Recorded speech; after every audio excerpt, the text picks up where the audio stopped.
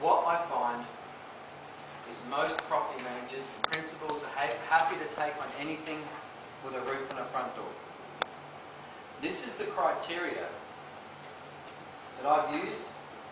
And when we take on a property, it's got to have more than the front door, more than a roof. This is a criteria that I like to use. Now, firstly, the rent. The rent level.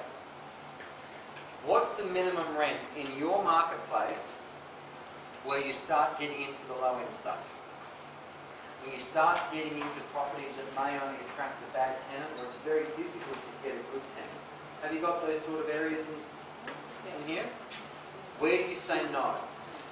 Where do you say we won't go below that rent? Because really, also, point two, is that we've also got to know what's the minimum fee that we're going to get on a property. We literally, when we take on a property, we need to do it with a calculator.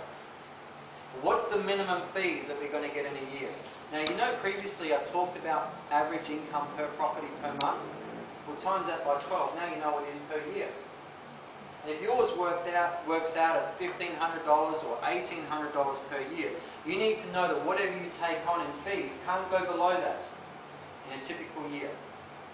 What's the minimum fees you're going to earn? Now, you may not include the letting fee as your typical fees because the letting fee doesn't happen year in, year out. You might only have one new tenant every 2 years. So, yep. Are you factoring vacancy rate to that in some areas, will take a lot longer to release? Yeah, in this case, you're not factoring vacancy rate. Yeah. But I'm factoring the management fee, what it works out at, exclusive GST, in a year for that rent.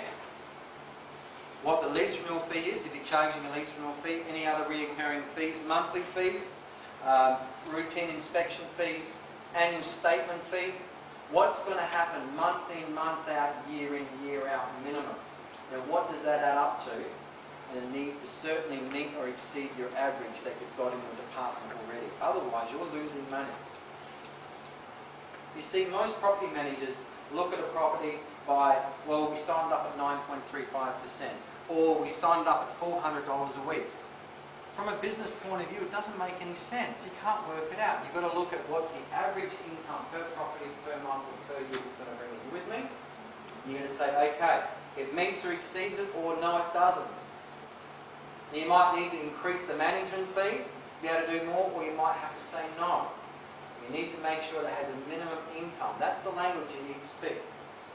The next one, how far is too far from the office? Now, being in a regional area, I would hope the core is within 20 minutes away. Is that fair? But don't keep taking on stuff that's an hour's drive or 40 minutes. It costs a lot more to manage. The next one, area. Are there certain areas that you need to blacklist? Now, you may not have whole suburbs in a regional area, but what about streets? There's certain streets where you shouldn't be managing because it only gets a low-end tenant. The rent's probably too low anyway. They don't fit into factor number one. So what areas are only going to attract a tenant that really you shouldn't be working with? Because it's just too hard. It gives you 2 to 3 times the workload, and it gives you a low rent anyway. It makes no sense, but this is what brings the burnout into the company. The erosion factor into the rent roll that increases property manager burnout, dissatisfaction with the job.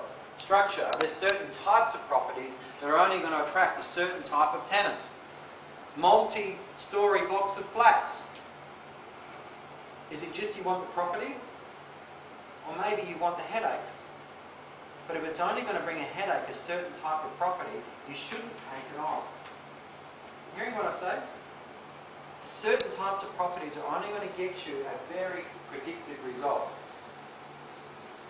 If that's the case, don't take it on. Next one, quality. Is it run down? Is it in poor maintenance? Is it not being looked after? You guys are pretty good on that one. I'm sure you'd say no to that. Agreed?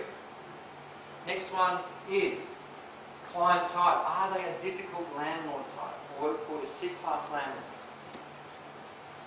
6 key ingredients that make a C-class landlord. 1, they're over-demanding and unreasonable. 2, they take up too much of your time. Do your head in. 3, whatever the rents are, they want more. Whatever your fees are, they want less. 5, they put little to no money into the property.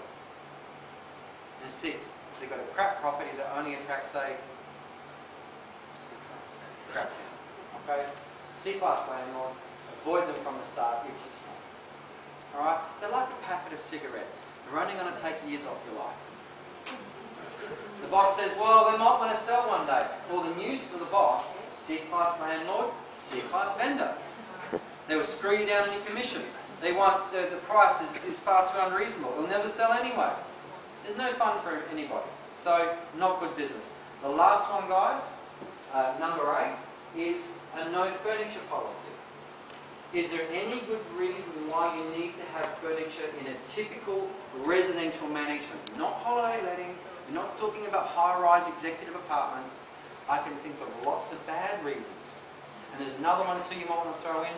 I've learned don't take on other people's evictions. You know, let them deal with their evictions. It's too hard. Alright, if you've got an eviction with your tenant, fine, you deal with that, but don't have to necessarily take on other people's monkeys.